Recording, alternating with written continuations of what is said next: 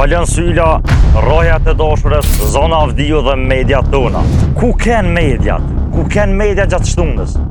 A ken me pushime? Apo ku? S'po na ljen Albini, po dën më najnol fjallën e lirë.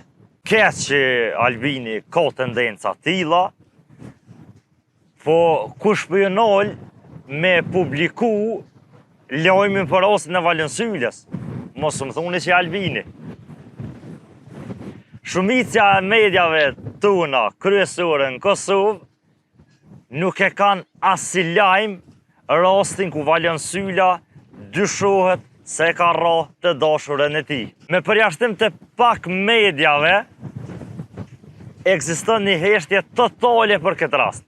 Arsyeja është e thjeshtë. Ato po e kërcejnë për shkak se pronarët e mediave kanë dëst Valionin. Po çka dëshmon një gjë e tillë? E para dëshmon një mesazh të prekshëm, ku dhuna ndaj grave fshihet nëse personi ka pushtet ose njohje.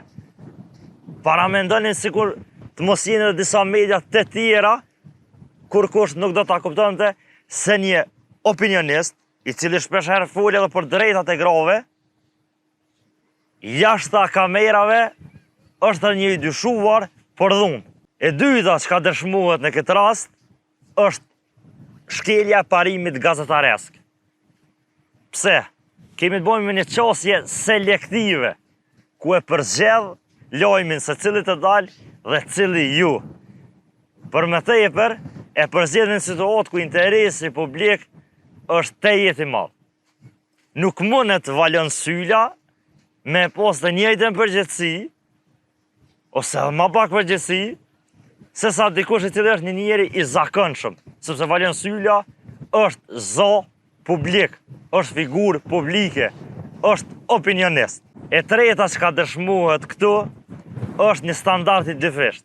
Për shkak se mediat kryesore, të cilat tash po heshtin për rastin e Valian Syllës, janë ato që raportojnë vazhdimisht për raste kur përfshihen në dhunë njerëz të zakonshëm, e që duhet me përfshi. Amo duhet më përfshi edhe kur është pyetje Valioni, sepse për ndryshe është hipokrizi. Mjafton m'ja hidh një sy media kryesore në vend edhe kuptoni që ky lajm nuk gjendet kërkun. Ju a jeni pro drejtave të grave, a jeni kundër? A jeni kundër dhunës tyre? Çush mundi me kundër dhunës tyre, e të njëjtën ku mos me qit një lajm ku bëhet fjalë për dhunën që dyshues se ka shkaktu dosti ju.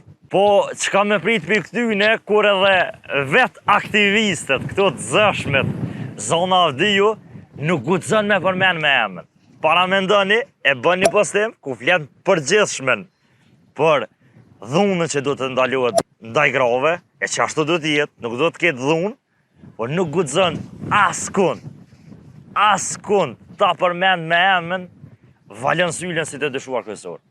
Falë zona Avdiju, çush mundesh me i mbrojt të drejtat e grave, kur nuk guxon me përmend emrin e dyshumit. Apo e ki dëst dhe e keftu në emision.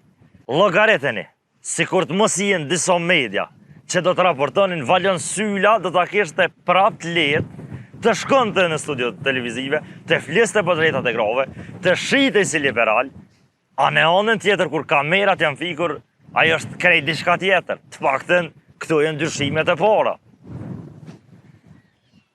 Ajo që duhet me bë mediat, në këtë rast zona Avdiju, por edhe presingu të Leonard Kërçuku ku ai shkon, është që mos mi alon derën qelë mo Valian Syllës, të paktën derisa të merret një vendim prej gjykatës lidhur me situatën.